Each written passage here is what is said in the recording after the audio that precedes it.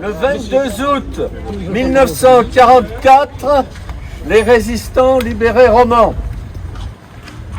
Même si cette libération était contraire aux consignes départementales, la population romanaise exprimait sa joie de retrouver sa liberté supprimée depuis 4 ans.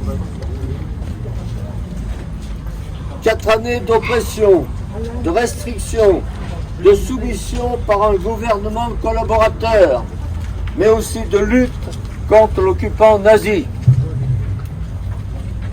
Romans a été un foyer de résistance avec notamment, dès début 1941, l'initiative de quelques Romanais, dont Albert Triboulet, de se regrouper. La manifestation du 10 mars 1943 contre le STO, la création des compagnies Daniel, Abel, Bozambo, William, la participation de nombreux Romanais aux événements du Vercors. Plusieurs dizaines de Romanaises et de Romanais l'ont payé de leur vie ou ont été déportés.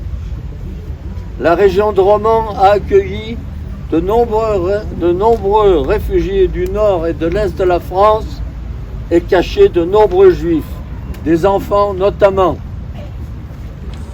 C'est ce qu'ont voulu exprimer les 22 fondateurs du musée de la résistance en Drôme et de la déportation, en le créant en 1972 pour que l'on n'oublie pas cette période si importante pour notre histoire.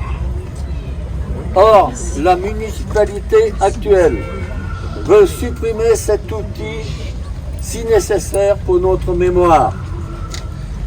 Être confronté aux objets, aux documents, cela crée une autre émotion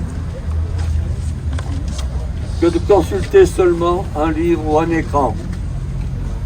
Les anciens résistants et déportés, même s'ils restent peu nombreux, leurs descendants, leurs amis exigent le maintien de ce musée de la résistance en Drôme et de la déportation dans l'espace visitation associé au musée de la chaussure.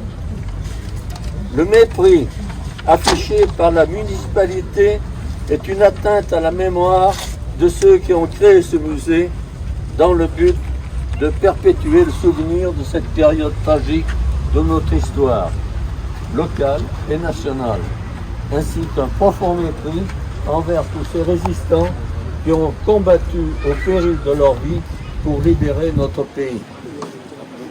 Les 23 651 signataires pour ce matin, plus celle que je viens de recueillir maintenant, je ne vais pas ajouter, montrent l'ampleur de la réprobation.